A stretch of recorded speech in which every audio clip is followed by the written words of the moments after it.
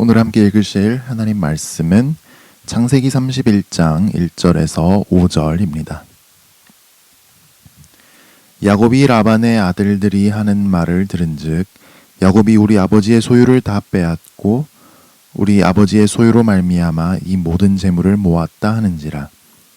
야곱이 라반의 안색을 본즉 자기에게 대하여 전과 같지 아니하더라. 여호와께서 야곱에게 이르시되 내 조상의 땅 내 족속에게로 돌아가라. 내가 너와 함께 있으리라 하신지라.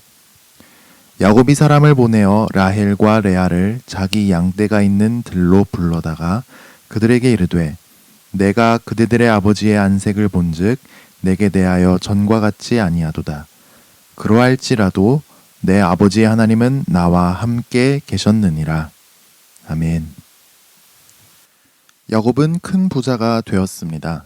외삼촌 라반의 양떼에서 전박이나 얼룩무늬가 있는 양을 자기 노동의 대가로 받기로 했는데 전박이 얼룩무늬 양이 많이 태어나는 노하우를 알았기 때문입니다.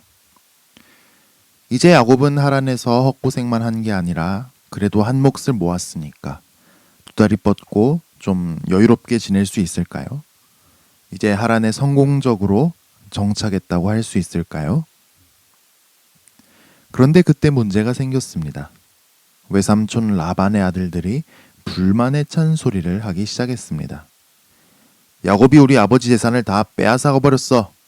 아버지 거 다 빼돌려서 부자 된 거 아니야? 어디 야곱이 라반의 양떼를 다 뺏었겠습니까? 라반은 여전히 부자였습니다. 그런데 야곱이 잘 되니까 남 잘 되는 꼴을 시기합니다. 야곱이 그 양떼 안 가져갔으면 자기들이 더 부자가 됐을 텐데 야곱이 자기들에게 피해를 줬다고 생각합니다. 그런데 또 야곱이 라반 눈치를 보니까 아이고 이런 라반도 야곱 대하는 안색이 편하지가 않습니다. 야곱을 전처럼 대해주지 않습니다. 여론이 너무 좋지 않습니다. 라반이 야곱의 외삼촌이고 장인인데 라반마저 야곱을 보호해 주지 않으면 야곱은 하란에서 살 수가 없습니다.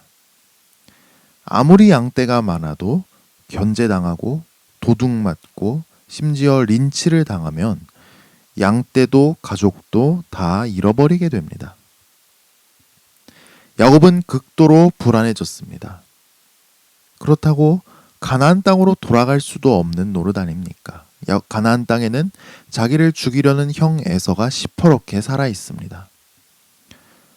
어머니는 형이 화가 좀 풀리면 전가를 보내겠다고 했는데 거의 20년이 다 돼가도록 아무런 소식이 없습니다. 야곱은 진퇴양난에 빠졌습니다. 하란 사람들은 야곱의 목을 점점 바싹 옥죄어 옵니다. 그렇다고 가나안으로 죽으러 갈 수는 없습니다. 야곱은 어디로 가야 할까요? 입이 다 바싹 말라가는 이 위기 때 하나님께서 말씀하셨습니다. 여호와께서 야곱에게 이르시되 내 조상의 땅 내 족속에게로 돌아가라. 내가 너와 함께 있으리라. 거의 20년 만에 들려온 하나님 말씀은 정신이 번쩍 들게 했습니다. 그래, 내가 있어야 할 곳이 여기가 아니지. 가나안 땅에 나의 자손을 통해 하나님 나라가 세워지게 해야지. 하나님이 베델에서 약속하셨잖아. 하나님이 나와 함께 하신다고 말이야. 우리도 이런 위기 때 잠들었던 우리 영혼을 번쩍 깨우는 하나님 말씀이 들려야죠. 그 말씀 앞에 나아가야죠. 그러고 보니 하란에서 20년 동안 하나님은 약속하신 대로 정말 야곱과 함께 하셨습니다. 고생도 많이 했지만 두 아내와 결혼했죠. 또 많은 자손을 주시기로 약속한 하나님 언약대로 많은 자녀가 태어났습니다. 취업 사기도 당하고 악독 사업주 밑에서 고생도 했지만 결국 많은 양떼도 재산도 주셨습니다. 하나님은 야곱과 함께 하셨습니다. 하나님은 야곱이 가나안에 돌아가도 지켜주실 겁니다. 야곱은 하나님 나라를 세우는 하나님의 뜻과 계획 안에 있으니까요. 야곱은 이 하나님을 믿는 믿음으로 가나안으로 떠나기를 결심합니다. 그런데 문제는 가족들입니다. 갑자기 저 멀리 가나안 땅으로 이민 가자고 하면 두 아내가 따라오려고 할까요?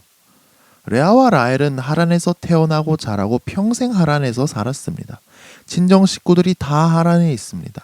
산설골 물설은 가나안으로 가자고 하면 안 가겠다고 할 수 있습니다. 그리고 가나안으로 간다고 한들 장밋빛 미래가 펼쳐져 있다고 야곱은 장담할 수 없습니다. 과거 할아버지 아브라함이 본토 친척 아비집을 떠나 알지 못하는 곳으로 떠났던 것처럼 말입니다.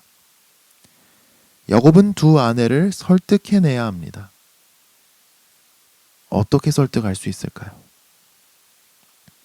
야곱은 두 아내에게 솔직하게 자기가 체험한 하나님을 있는 그대로 나눕니다. 먼저 두 아내를 하나님이 함께 하신 증거인 양떼가 있는 곳으로 부릅니다. 하나님이 함께 하신 증거인 양떼를 보면서 야곱은 이야기를 꺼냅니다. 그대들의 아버지가 나를 전과 달리 대하고 있어. 그러할지라도 내 아버지 하나님은 나와 함께 계셨소. 그대들의 아버지는 내게 불리하게 수차례 품삯을 변경했지만 하나님은 나와 함께 계셔서 그 계략을 막아주시고 오히려 그대들의 아버지의 양떼를 빼앗아 내게 주셨소. 사실 하나님은 꿈에서도 나를 만나 주셔서 얼룩무늬 있고 점 있고 아롱진 양들이 새끼를 많이 낳을 것이라고 내게 알려주셨소. 하나님은 내가 하란에 있는 동안 늘 나와 함께 하시며 나를 지켜주시고 축복해 주셨소. 그런데 그 하나님이 내게 말씀하시오. 이제 이곳을 떠나 가나안 땅으로 돌아가라고 말이오. 라헬과 레아는 야곱이 라반 때문에 얼마나 고생했는지 그 누구보다도 옆에서 생생히 지켜봤습니다. 그런데 그럼에도 불구하고 하나님이 야곱과 함께 하셔서 야곱이 하란에서 성공하게 된 것도 보았습니다. 그런 하나님이 야곱과 함께 하신다면 라헬과 레아는 하나님 말씀에 순종하고 싶어졌습니다. 그래서 대답합니다. 이제 하나님이 당신에게 이르신 일을 다 준행하라. 우리는 자발적으로 하나님 말씀에 순종할 수도 있지만 야곱처럼 상황에 쫓겨서 하나님 말씀에 순종하게 될 수도 있습니다. 그런데 어떻게 순종하게 되든지 순종하려는 길이 늘 탄탄대로처럼 열려 있지는 않습니다. 하나님 말씀에 순종하려면 장애물이 있을 수 있습니다. 너무 가슴이 아픈 일이지만 가족의 반대에 부딪힐 수도 있습니다. 하는 일 때문에 순종하는 것이 순탄하지 않을 수도 있습니다. 환경과 조건이 우호적이지 않을 수도 있습니다. 이런 장애물 때문에 순종하기를 머뭇거리고만 있지는 않으십니까? 우리가 솔직하게 하나님 뜻을 나눌 때, 우리 마음을 나눌 때 하나님께서 사람들의 마음과 상황을 변화시켜 주시는 은혜가 있기를 축복합니다. 그래서 장애물이 그냥 두려운 장애물로 남아있는 것이 아니라 돛담배에 순풍이 불듯이 하나님 뜻에 더 순종하게 격려하고 힘을 주게 되기를 주님의 이름으로 축복합니다. 기도하겠습니다. 주님, 위기의 순간에 주님의 뜻이 무엇인지 다시 한번 주님을 향해 귀 기울이기를 원합니다. 주여 말씀하여 주시옵소서. 하지만 주님 뜻을 알고도 우리가 주님 뜻에 순종하기를 두렵게 만드는 것들이 있습니다. 순종이 너무나 어렵게 느껴지게 하는 장애물들이 있습니다. 주님 뜻을 분명히 깨닫게 하시고 그 장애물들도 극복할 수 있게 하여 주시옵소서. 사람들의 마음을 변화시켜 주시고 상황도 변화시켜 주시고 또 그 상황을 뛰어넘을 수 있는 믿음도 주시옵소서. 특별히 오늘 말씀 가운데 온 가족이 함께 하나님만 섬기고 기뻐하기를 간절히 기도합니다. 살아계신 하나님, 나를 만나주시고 나와 함께 하시는 하나님을 가족들과도 나눌 수 있게 해주시고 그 마음을 변화시켜 주셔서 함께 예수 믿고 함께 주를 위해 사는 모든 가정들 되게 하여 주시옵소서. 어제부터 사회적 거리두기 4단계가 시행되며 오늘 각자 자리에서 기도합니다. 또 2주간 비대면으로 예배 드립니다. 각자 자리에서 주의 이름을 부르게 하시고 기도하기를 쉬지 말게 하여 주시며 형제자매를 돌아보는 우리가 되게 하여 주시옵소서. 특별히 질병으로부터 모든 성도님들 가족들 지켜주시고 어려움 당하지 않도록 지켜주시옵소서. 답답하고 여러 제약이 있는 가운데 살아가지만 말씀과 기도 가운데 오늘 하루를 향한 주님의 뜻을 분별하게 하시며 그 뜻을 행하는 하루가 되게 하여 주시옵소서. 예수님 이름으로 기도합니다. 아멘.